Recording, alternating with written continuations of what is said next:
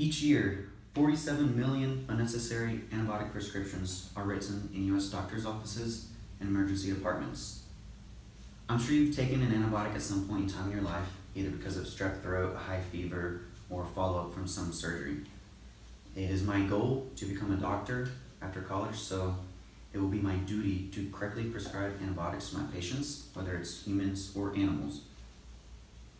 With every antibiotic taken, it opens the doorway to antibiotic resistance. What I mean by that is whenever you prescribe an antibiotic, the bacteria will become resistant to that antibiotic.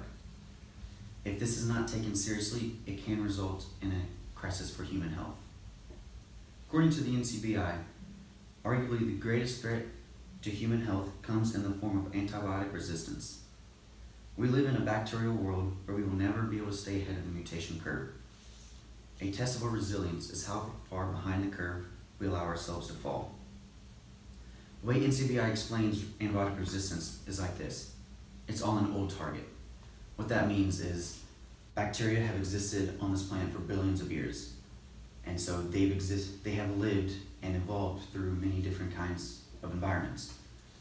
Proof of this is a cave that geologists found a few years back. It was geographically isolated from the rest of the world for an estimated 4 million years. So that means any kind of human interactions is not possible. They took bacterial samples, and what they found is some strains of bacteria found in this cave were resistant to synthetic antibiotics created by humans today.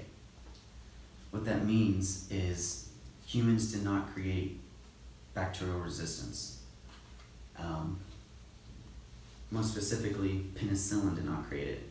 Penicillin was very popular in the 1950s, mid-1900s, and was overused.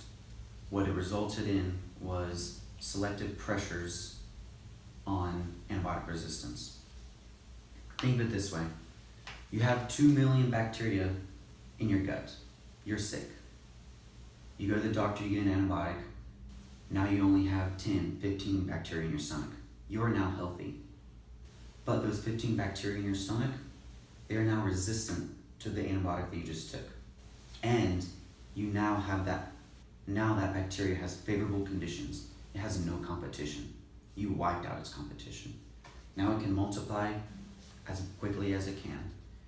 Actually, an amount is, in most favorable conditions, a bacteria can duplicate itself every 20 minutes. So in 7 hours, a single bacteria can turn into 2 million bacteria that are resistant to this antibiotic. An example of this is MRSA. Everyone's heard of it. I'm sure everyone has had a family member affected by it. The CDC gives it a 4 out of 5 on a scale of seriousness. It is most prevalent in hospitals, mainly because where do we use antibiotics? Hospitals.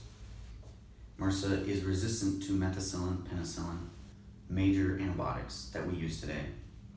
It also has a high mortality rate.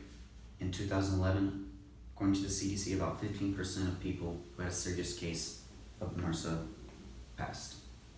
If we not stay ahead of the mutation curve, we will get left behind. This is a hot topic today in the medical world. Doctors and researchers alike are working on a way to fix this problem. There are 3 different ways of doing this. One of the way is wisely prescribing antibiotics. This is from a doctor's standpoint. If doctors when a patient comes in, if a doctor samples the bacteria and tests which antibiotic will be most effective against this bacteria, then less bacteria will live through the antibiotic and less will be resistant to the antibiotic. Another way is with infection prevention. If we can prevent bacteria from spreading, we don't have to worry about them becoming resistant. Ways of improving this is 1, disinfection. If we can disinfect ourselves, hospitals, food, that reduces infection. Another way is getting better at-home healthcare. If people don't go to the hospital as often, the spread of resistant bacteria like MRSA will be less common.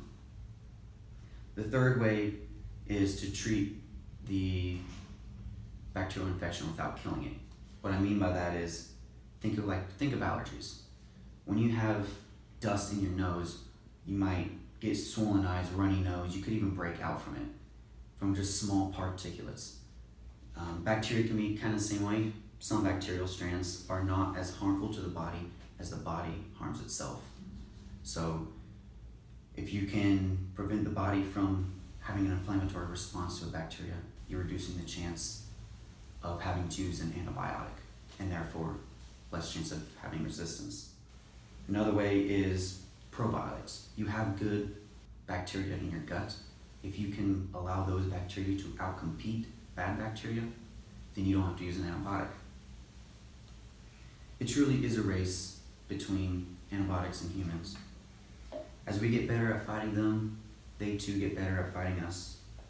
If this is not taken seriously within the next decades or even centuries, we could have a big problem on our hands. Thank you.